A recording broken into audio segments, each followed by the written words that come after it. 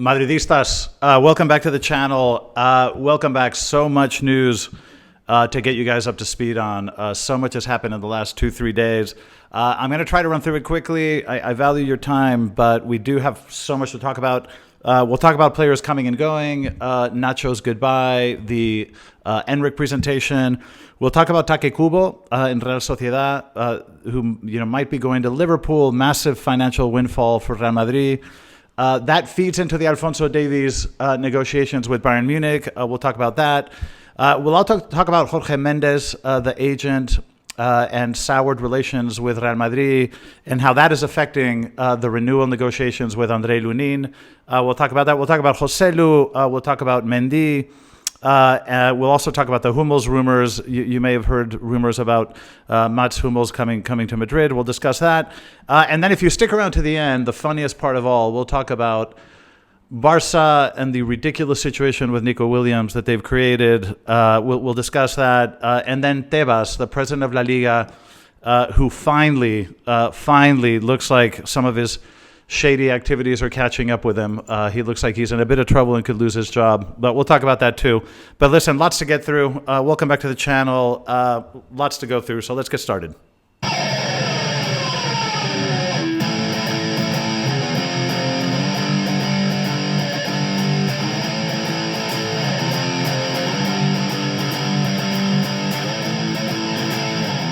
All right, Madridistas, welcome back. Okay, let's talk about all the stuff that's been going on the last few days. First of all, just to mention that today there's going to be a goodbye ceremony for Nacho, our fabulous captain. There's going to be a ceremony in Valdebebas, which are basically the training facilities and the offices of Real Madrid, just in the outskirts of the city. For those of you that haven't visited, really impressive facilities, really truly extraordinary. I've been out there for meetings as well. It's incredible.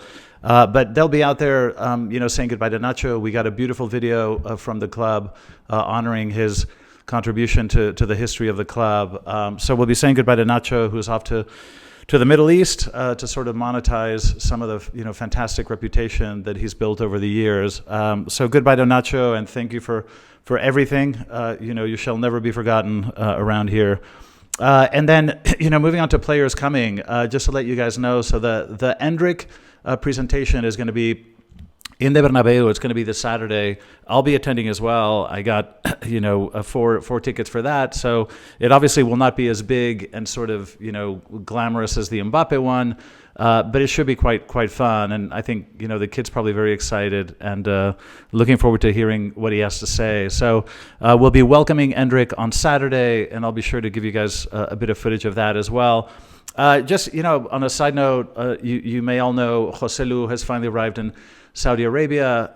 And again, one of those situations where all we can say is, wish him the best of luck. The type of numbers that these clubs in Saudi Arabia are throwing out are extremely difficult to turn down. So Joselu made an incredible contribution to Real Madrid last year. I think, none of us will forget that. And I think really was the pinnacle of his career. I mean, those 2 goals against Bayern were incredible. But we really just need to sort of, wish Joselu well and wish him all the best in sort of the new chapter in his life. Another thing to mention, Kubo, as you know, is a Japanese player that Real Madrid bought many years ago when he was very young. He then went on loan to Real Sociedad. The rumors are, there was a lot of interest from Man United apparently in Kubo, and the latest rumors are that Liverpool are also very interested in his services. And word is that Kubo might go to Liverpool for about 60 million euros. Now, Real Madrid still owns 50% of the player. I don't like speaking in terms of owning human beings, but in the world of football, this is how it works. Now, this means that Real Madrid would receive about 30 million euros in the transaction. So sort of out of the blue, Real Madrid obviously, couldn't really make use of Kubo right now. We have too many brilliant players in that right-hand position offensively, Brahim and Arda, etc., and Rodrigo. So, it's fine to see him go. And again, this is 30 million euros falling out of the sky, which are very welcome. Now, this does lead us a little bit into the Davies negotiation picture, because negotiations are still ongoing with Bayern Munich. We haven't had any kind of definitive word either way. Now, all of these financial windfalls. Another thing I want to mention to you guys that I live very close to the stadium, so from my balcony I see the Bernabeu, and I'm very aware of the concerts that are taking place there. And just to give you guys an idea of how much money this new stadium is generating, in the last 4 nights, a Colombian singer, her name is Carol G, put on 4 concerts. They were all sold out, and Real Madrid is collecting $20 million, 18 million euros in 4 nights in the middle of summer for doing nothing. This has really turned into a massive, massive cash machine. And just, along the lines of financial, Real Madrid came out with their financial statements today. Real Madrid is now the first football club to generate revenues from ordinary activities in excess of €1 billion. It was almost 1.1. It was 1.073 billion euros. That's almost $1.2 billion. The first club to ever do that. The financial situation of the club is truly, truly unbelievable. You have windfalls like the concerts I've just mentioned. The company's finances are incredible. It's not just generating profits, but the equity base of the club continues to grow. The profit, the earnings generation of the club continues to grow. Actually, the earnings that they reported were 27% higher than the previous year. So financially speaking, the club has just never been in a better position. So going back to the Davies thing, it is true that Real Madrid has a much more margin financially to maneuver than ever before. And of course, we didn't spend money on Euro. So there is obviously money to deal with the Davies situation. But again, like the Euro situation, it's not that Real Madrid couldn't have paid more. It's that Real Madrid decided it wasn't worth it. This was a value assessment. This was not a matter of, we don't have the resources. We do. It was just making sensible decisions and what you pay for certain players at different points in time. So the Davies negotiations are still ongoing. I'm very hopeful that he will come. It's been done very quietly. We haven't heard a lot of noise from either Real Madrid or Bayern Munich. But I'm confident that Davies will come. And again, financially, we have more flexibility than ever to address the transfer. And we now just to mention, and also this left back position has nothing to do with the renewal of Mendy. Okay, we want Davies to come, but we're in the process of renewing Mendy, and the word is that the two sides are very, very close to a contract renewal. So we're hoping that Mendy will stay and that Davies will come. There's nothing wrong with having 2 top players in that position. It's the goal of the club is to have both players next season. And this is very important for Vini because, Vini is a player that expends a huge amount of energy going forward. He needs a lot of cover behind him, a lot of solid cover behind him because, it's harder for a player like Vini to backtrack considering how much energy he expends in attack. But anyway, I wanted to mention that. Now, let's move on to the situation with Jorge Mendes. Now, this is one of the biggest agents in the world for football players. And as you know, he was involved in the Lenny Yoro debacle, okay? And a lot of the word around here is that Mendes was very much responsible for Lenny not coming to Madrid. Now, the way these guys work, they take 10% of whatever a player earns. So obviously the transfer to Man United would have netted George a lot more money than if Lenny had come to Madrid.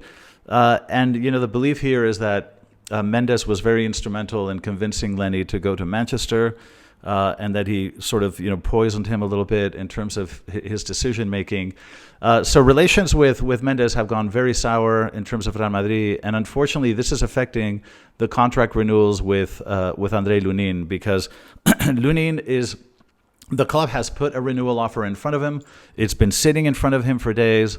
It hasn't been accepted. The club's position is that is the renewal offer, that he can, take it or leave it. If he wants to leave, the club is demanding 30 million euros. That is the price that the club is setting for the player.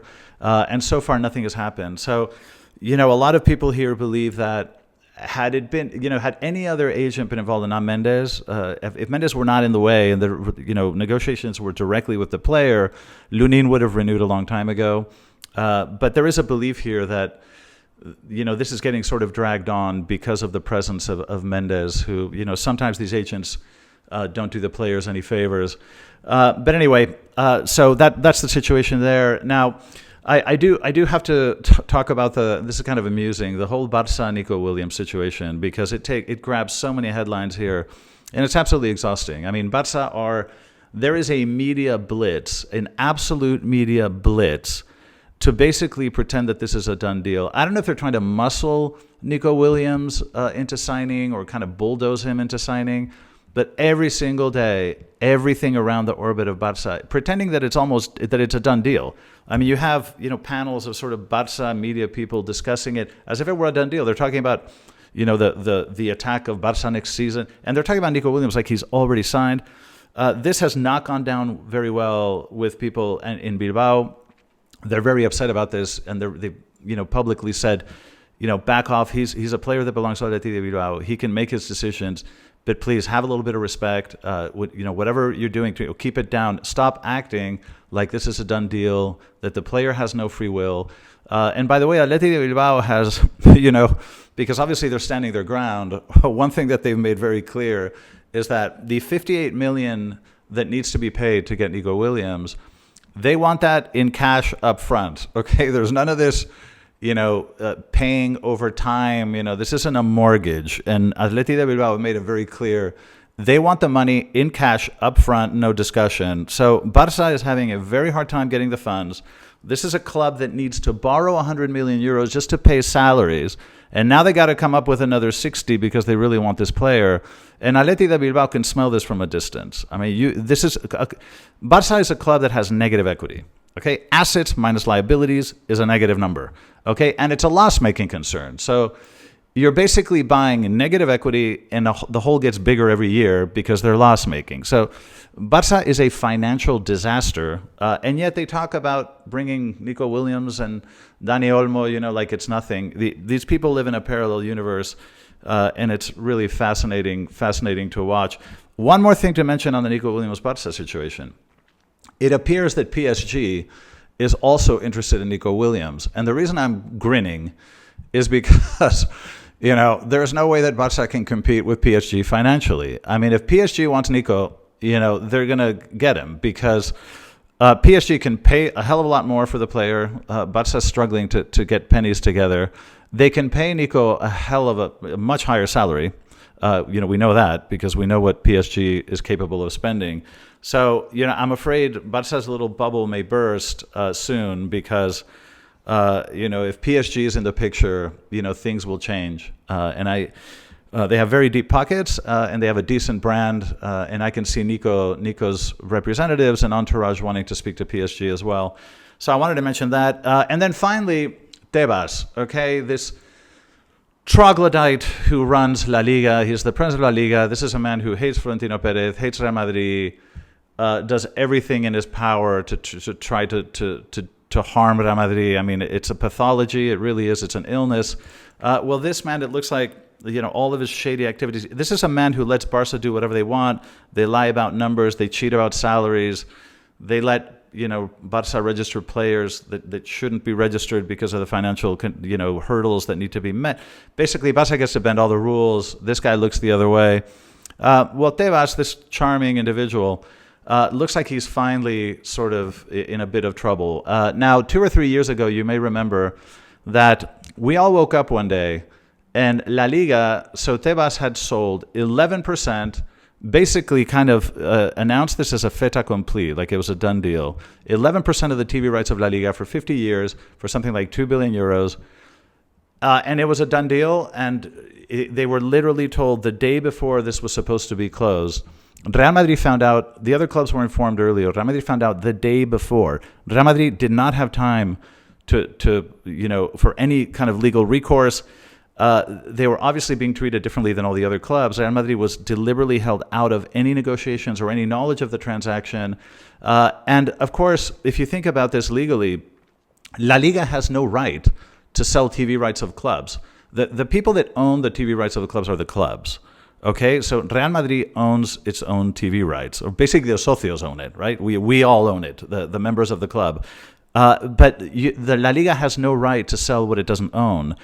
So there was no legal basis for Tebas to do this. He did it without the permission of Real Madrid. Eventually, it was blocked. It didn't. Well, 3 teams, Athletic de Bilbao, Barça, and Real Madrid, were able to walk away from it. But Real Madrid put in a complaint with the Administrative Tribunal for Sport and it looks like they are launching a formal investigation into Tebas, whether Real Madrid was deliberately hurt in this process by not being informed. They were treated differently than other clubs. And, you know, he does run the risk of a very, very major fine, and he does run the risk of losing his job, depending on the result of the investigation. So very, very happy to hear this. Obviously, Tebas is no friend of Real Madrid. And then finally, the last thing to discuss, Hummels, all right? Now, in one of my videos a few days ago, I mentioned that one of the things that Real Madrid could do in the center back position is bring some sort of a band-aid kind of patch-up type situation like we did with Joselu that worked out really, really well. We could bring in sort of a veteran center back to play a year or two just to kind of cover certain situations.